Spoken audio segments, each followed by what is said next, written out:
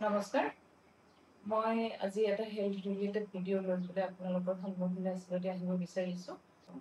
মোৰ লগত আমাৰ ক্লিনিকত অহা আছিলে কি ইউটেৰাছ ফাইব্ৰইড এণ্ড এডিনোমায়োচিছ। তো মই ঘৰুৱাভাৱে কথা পাতিম, তেওঁ কেনেকুৱা পাইছে আচলতে ট্ৰিটমেণ্টটো কৰি। আৰু এই ভিডিঅ'টো এটা সচেতনতাৰ কাৰণেহে বনোৱা হৈছে। মই ভাবিলোঁ যে বহুতখিনি ৰোগী হয়তো উপকৃত হ'ব, বিশেষকৈ মহিলাসকল, কাৰণ বহুতখিনি মহিলাই মোক কেতিয়াবা সোধে আৰু সেইকাৰণে মই ভাবিলোঁ যে মই এই ভিডিঅ'টো বনাই পেলাই হয়তো সেইসকল মহিলাক মই অকণমান হ'লেও সহায় কৰিব পাৰিম। এতিয়া আমি নিশাৰ লগত কথা অকণমান পাতিম।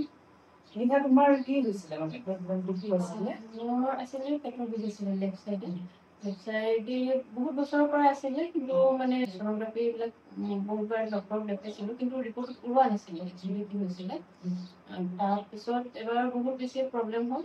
হোৱাৰ পিছত যেতিয়া প্ৰব্লেমৰ সময়ত মই ডক্টৰ তাত গ'লোঁ, ভাবিলে আমি আমাৰ প্ৰব্লেম হ'লে নাযাওঁ, দুদিন পিছত যাওঁ, তিনিদিন পিছত যাওঁ, তেনেকৈ যাওঁ। তেতিয়া ওলালে যে মোৰ ফাইব্ৰইড হৈছে। আল্ট্ৰাচাউণ্ড কৰিছিলে। তেনেকৈ ওলালে। তাৰপিছত টেবলেট কিছুমান দিলে, কিন্তু ভাল নহ'ল। তাৰপিছত ফাইব্ৰইড তোমাৰ ইউটেৰাছত আছিল। তাৰপিছত ক'লে কি এইটো মেডিচিন নাই। মোৰ বহুত বেছি প্ৰব্লেম হৈছিলে তেতিয়া। প্ৰব্লেম কেনেকুৱা হৈছিলে তোমাৰ? ধৰা বিষ হৈছিলে বা ব্লিডিং হৈছিলে? এইটোতো এনেই হয়, এইটোতো আমাৰ এডজাষ্ট কৰা যায়।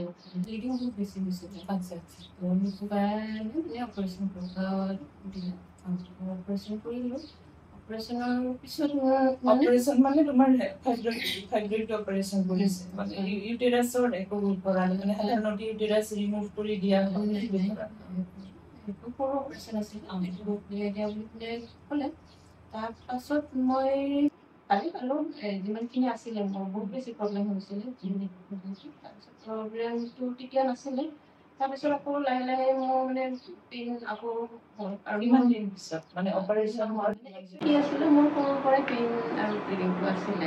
কিছুমান থাকে বাৰু ছোৱালী অৱস্থাত যে পেটৰ বিষ এটা ডক্টৰবিলাকেও নৰ্মেলি কয় কি ছোৱালী মানুহৰ এইখিনি পেইন হয়, আৰু যিবোৰ ব্লিডিংটো চলিকে হয়। ইমান সেয়া নাছিলে। তাৰপিছত ভিতৰতে বহুতখিনি হৈছিলে মোৰ লাষ্টলৈকে যেতিয়া অপাৰেশ্যন কৰিছিলোঁ। মাহেকীয়াটো সময়ত হৈছিলে নে ইৰেগুলাৰ? তেনেকৈ হোৱা নাছিল। 25 দিন মূৰত হৈছিল। এনেকৈ আগতীয়াকৈ হয়। প্ৰব্লেম হৈছিল কি মোৰ মেইনছৰ ব্লিডিং হৈছিলে। আকৌ বিষ হৈ ৰিচেণ্টলি বহুত বেছি ৰিপৰ্ট ওলাইছে। একচুৱেলি ইমানখিনি হোৱা বুলি ভাবা নাছিলোঁ। পেইন হৈছে, ডক্টৰক দেখালোঁ। তুমি চাৰ্জাৰী কৰিছিলা, অপাৰেশ্যন কৰিছিলা, কৰাৰ কিমান দিনলৈকে তুমি ভালে আছিলা? তাৰপিছত আকৌ কেতিয়াৰ পৰা প্ৰব্লেমটো তোমাৰ ষ্টাৰ্ট হ'ল? মোৰ ব্লিডিংটো আগতে কমিছিলে, কিন্তু পেইন মোৰ হৈ আছিলে। আগৰ যিটো মই অপাৰেশ্যন কৰিছিলোঁ, যিটো ব্লিডিঙৰ কাৰণে, সেইটো মোৰ কমিছিলে। কিন্তু বিষ আছিলে মোৰ। বিষটো যেতিয়া বেছি হৈ গ'ল, যাওঁতে মই তেতিয়া আকৌ পৰীক্ষা কৰিলোঁ। তেতিয়া ক'লে কি এইবিলাকতো আমি জানা নাছিলোঁ কি হয়, কেনেকুৱা হয়। আৰু অপাৰেশ্যনত যে তেনেকুৱা ধৰণৰ প্ৰব্লেম হৈছিলে, অপাৰেশ্যন কৰিলে যে তেনেকুৱা ধৰণৰ প্ৰব্লেম আমি ফেচ কৰোঁ, সেইটোও জানা নাছিলোঁ আমি। মেইনলিটো পেইনটোৱে হয়।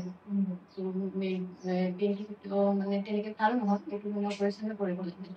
এইটো যিহেতু বহুত বেছি হৈ গৈছে, ইউটেৰাছটোৱে কৰি দিব লাগে, কাৰণ বেলেগ সেয়া হেৰি নাই আৰু। আকৌ তুমিতো আনমেৰিড, ছোৱালী অৱস্থাত সেইটো এটা অসুবিধা। পেইনটো পাই আছিলোঁ,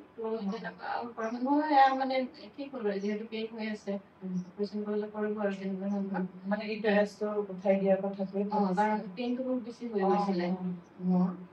মেইনলি পেইন হৈ আছিলে। ছাৰৰ সেয়া পালোঁ। ছাৰৰ কেনেকে গম পালা? ইউটিউবত পাইছিলা? মই ডাইৰেক্ট ঘৰৰ মানুহ মই অনা নাছিলোঁ, কাৰণ মই ছাৰৰ লগত ফাৰ্ষ্ট ডিছকাছ কৰিবয়ে আহিছিলোঁ। কাৰণ মোৰ 2-3টা প্ৰব্লেম একেলগ হৈ গ'ল ন, তেওঁ কৰিব পাৰে নে নোৱাৰে একচুৱেলি জানা নাছিলোঁ। ছাৰে ক'লে কি গোটেইখিনি কৰি দিব পাৰে। তোমাৰ ফাইব্ৰইড আৰু এডিনোমায়োচিছ আছে। তেওঁ ক'লে কি ঠিক কৰিব বুলি। তেওঁ কোৱাৰ কাৰণে তেওঁ অপাৰেশ্যন কৰিলে। এবলেশ্যন কৰিলে।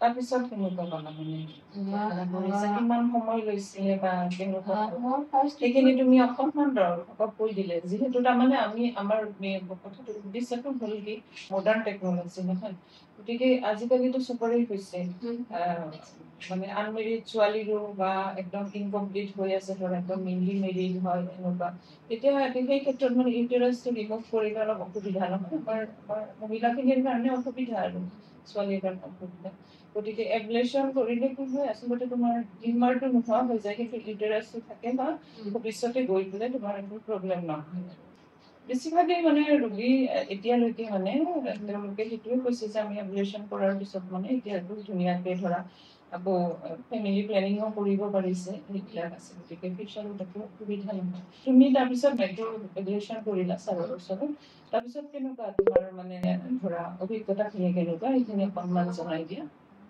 মানে 1 week মই প্ৰব্লেম পাইছিলোঁ সো 1 week পিছত মই নৰ্মেল 2 weeks পিছত মই তাৰপিছত তুমি একো অসুবিধা সেইটোতো অকণমান সময় ৰিকভাৰীৰ কাৰণে অলপমান সময় লৈ বাৰু বাকী একো অসুবিধা পোৱা নাই এতিয়া কিমান দিন হৈছে তোমাৰ এডমিশ্যন কৰা 1.5 মাহ হৈ গৈছে 1.5 মাহ তুমি আৰু একো অসুবিধা পোৱা নাই মানে লাহে লাহে তোমাৰ ইম্প্ৰুভ হৈ আহিছে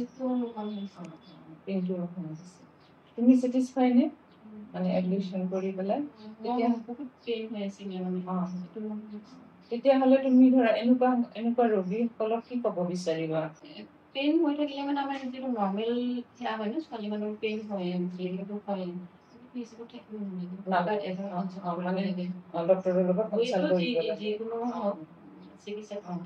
সেইটো হয় মানে বহুতৰ মানে এইটো অলপ সজাগতাৰ অভাৱ আমি ভাবো যে আমাৰ বিষটো মানে এনেই হৈ আছে বা ব্লিডিংটো কেতিয়াবা নৰ্মেলি আৰু এইখিনি সময়ত মানে এনেকুৱা হয়ে অকণমান বেছিকে ব্লিডিং হয়তো হ'ব পাৰে সেই বস্তুটো বহুতৰ মানে কি হয় সজাগতাৰ অভাৱ আমিও পাওঁ তেনেকে গতিকে সেইটো আচলতে তুমি ভাবা যে ডক্টৰৰ লগত কনচাল্ট কৰিব লাগে তেতিয়া সমস্যাটো হৈ আছে